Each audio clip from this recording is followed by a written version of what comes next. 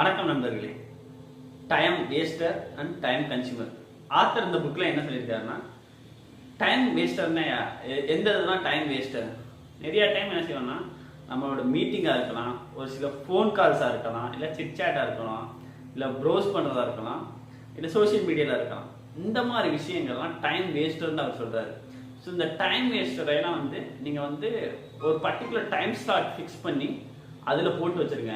நீங்கள் சொல்லிட்டீங்கன்னா சோஷியல் மீடியாவில் இந்த டயத்தில் தான் இருப்பேன், ஃபோன் கால்ஸ்லாம் இந்த நேரம் தான் எடுப்பேன், அது மாதிரி இமெயில்ஸ்லாம் இந்த நேரம் தான் செக் பண்ணுவேன் அப்படின்னு சொல்லிட்டு ஒரு பர்டிகுலர் டைம் ஸ்லாட் போட்டு வச்சுக்கோங்க. இது இந்த டைம் வேஸ்டர்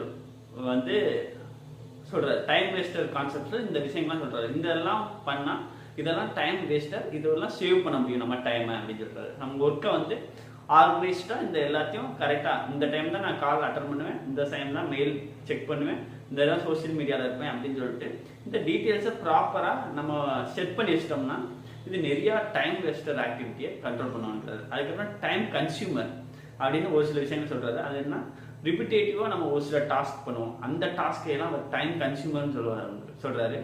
அந்த டாஸ்கையெல்லாம் எப்படி நம்ம ஆட்டோமேட் பண்ண முடியும், எப்படி ஒரு சில மெயில்ஸ்லாம் ஆட்டோ ரெஸ்பான்ஸ் கொடுக்கறதா இருக்கட்டும், இல்லை மீட்டிங்ஸ்லாம் நம்ம இல்லாமல் மித்தம் ஹேண்டில் பண்ண வைக்கிறதா இருக்கட்டும், அந்த மாதிரி ஆப்பர்ச்சுனிட்டிஸ் இருந்தால் அந்த டைம் கன்சியூமர் ஆக்டிவிட்டியை நீங்கள் ஸ்ப்ளிட் அவுட் பண்ணலாம். ஸோ இது மாதிரி இந்த டைம் வேஸ்டரையும் டைம் கன்சியூமரையும் நீங்கள் மேனேஜ் பண்ணுறதுனால எவ்வளோ டைம் சேவ் பண்ண முடியும்னு செக் பண்ணுங்கள். அது அவர் சொல்கிறாரு, இது நீங்கள் ஃபோக்கஸாக இருக்கிறதுக்கு நிறையா டைமை இது கொடுக்கும் அப்படிங்கிறாரு. ஸோ நிறைய டைமை ஃப்ரீ அப் பண்ணும் இந்த ஆக்டிவிட்டி நீங்கள் பண்ணுறதுனால அப்படிங்கிறாரு. ஸோ நீங்கள் இந்த டெக்னிக்கை உங்களோட லைஃப்பில் அப்ளை பண்ணுங்கள், நீங்கள் நிறையா டைமை சேவ் பண்ணலாம்.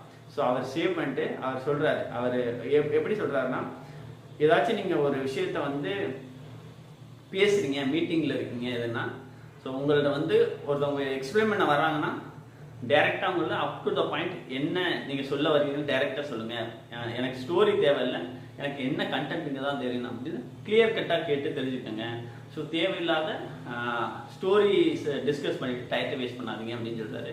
ஸோ இந்த விஷயங்கள்லாம் தான் இந்த பக்கங்களில் அவர் ஷேர் பண்ணியிருக்காரு. ஸோ இந்த கான்செப்ட்ஸ்லாம் நீங்களும் உங்கள் லைஃப்பில் அச்சீவ் பண்ணிங்கன்னா, அப்ளை பண்ணிங்கன்னா நிறைய இம்ப்ரூவ்மெண்ட்டை உங்கள் லைஃப்பில் பார்க்க முடியும். இந்த 4 வீக் ஒர்க் அவர் லைஃப் ஸ்டைலை வாழ முடியும். இதுதான் இன்றைக்கி நான் ஷேர் பண்ண வச்சது. Thank you so much. Have a great day.